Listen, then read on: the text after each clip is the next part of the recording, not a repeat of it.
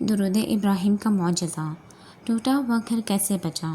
کیا آپ نے کبھی زندگی کے اس موڑ کا سامنا کیا ہے جہاں آپ کے سامنے اندھیرے کے سوا کچھ نہ ہو، جہاں وہ انسان جس کے ساتھ آپ نے اپنی پوری زندگی کے خواب بنے ہوں اچانک آپ سے منہ پھیر لے؟ وہ ایک ایسی ہی کہانی ہمارے سامنے آئی ہے، ایک ایسی بہن کی جس کا ہنستا بستا گھر اچانک نفرتوں کی آگ میں جلنے لگا۔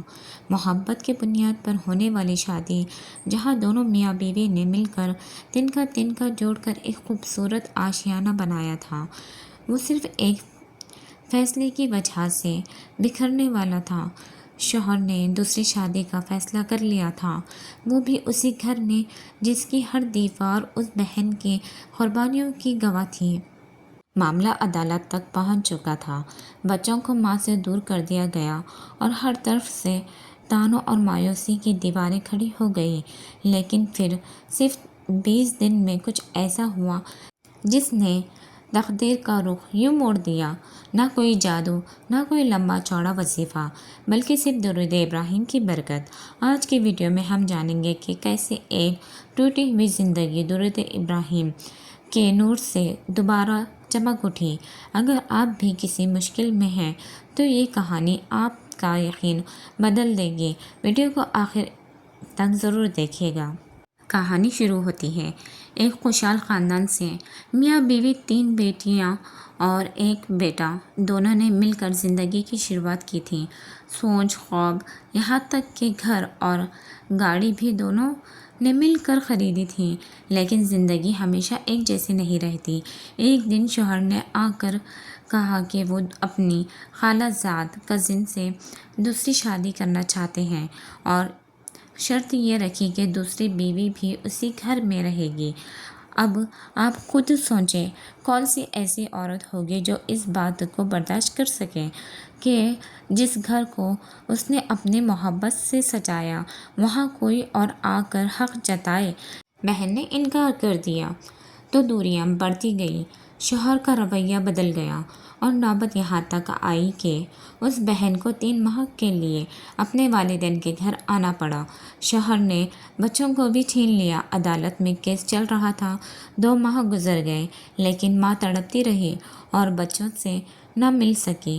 لوگ باتیں بنا رہے تھے، کچھ طنز کر رہے تھے اور حالات اتنے خراب ہو چکے تھے کہ طلاق کا مقدمہ درج کر دیا گیا۔ جب دنیا کے سارے دروازے بند ہو جائیں تو ایک دروازہ ہمیشہ کھلا رہتا ہے اور وہ ہے اللہ کا دروازہ۔ مایوسی کے ان گہرے اندھیروں میں اللہ پاک نے اس بہن کے دل میں ایک بات ڈالی۔ انہوں نے طے کیا کہ اب وہ کسی انسان کے سامنے نہیں روئے گی بلکہ کائنات کے سب سے سچے سہارے کو پکارے گی۔ انہوں نے درود ابراہیم کا ورد شروع کر دیا۔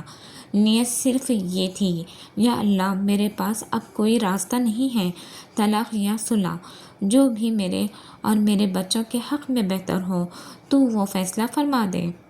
شروع میں بہت خوف تھا، مستقبل، فیوچر کا اندھیرا سامنے تھا۔ شیطان بار بار دل میں وسوسے ڈالتا کہ کچھ نہیں بدلنے والا، مسائل اور بڑھیں گے۔ لیکن جب بھی وسوسے آتے، وہ بہن فوراً کھڑی ہوتی، وضو کرتی اور دوبارہ درود پاک پڑھنے بیٹھ جاتی۔ آہستہ آہستہ ان کے دل میں ایک عجیب و غریب سکون اترنے لگا۔ انہوں نے اپنا سارا معاملہ اللہ کے اوپر سونپ دیا۔ اور پھر آیا وہ 20واں دن۔ 20 دن کی مسلسل پکار اور مدینہ شریف پہ جو آپ صلی اللہ علیہ وسلم پر جو درود ابراہیم بھیجا گیا تھا، وہ اچانک اس کا تحفہ رنگ لایا۔ اچانک ساس کا فون آتے ہی وہ کہتی ہے، بیٹا، جس شادی کی بات چل رہی تھی وہ اب نہیں ہو رہی۔ پتہ ہے کیا ہوا تھا؟ جس لڑکی سے شادی ہونی تھی اس کے لیے کہیں اور سے رشتہ آیا اور اس نے ہاں کر دی۔ دوسری طرف شوہر کے دل کو اللہ نے ایسا بدلا کہ انہوں نے خود پیغام بھیجا کہ میں اپنا گھر اور اپنے بچے نہیں کھونا چاہتا، میں یہ شادی نہیں کر سکتا۔ جب اس بہن نے خود وہ میسج دیکھے تو ان کی آنکھوں میں آنسو جاری ہو گئے۔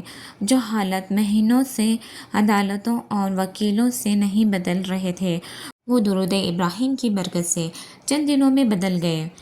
اور بات صرف صلح پر ختم نہیں ہوئی۔ جب اللہ دیتا ہے تو عزت کے ساتھ دیتا ہے۔ اس بہن نے اپنے جائز حقوق کے لیے اسٹینڈ لیا۔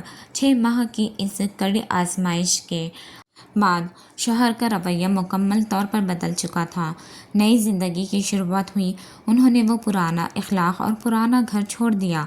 شوہر نے نیا گھر اور گاڑی اس بہن کے نام کر دی، لیکن سب سے بڑی بات، شوہر کے دل میں اب اپنی بیوی کے لیے احترام، نرمی اور بے پناہ قدر آ چکی تھی۔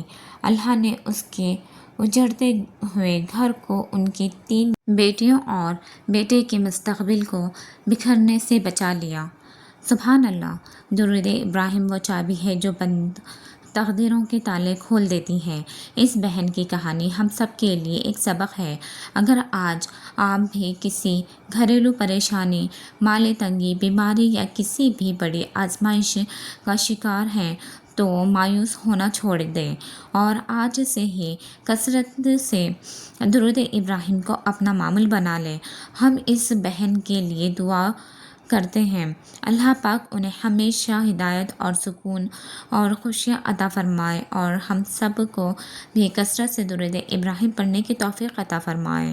اگر آپ کو یہ ویڈیو میری پسند آتی ہے تو پلیز آپ لوگ کمنٹ میں سبحان اللہ لکھیے، اور اگر میرے چینل کو سبسکرائب نہیں کیا ہو تو میرے چینل کو سبسکرائب ضرور کریں۔ ملتے ہیں اگلے ویڈیو میں، تب تک کے لیے اللہ حافظ۔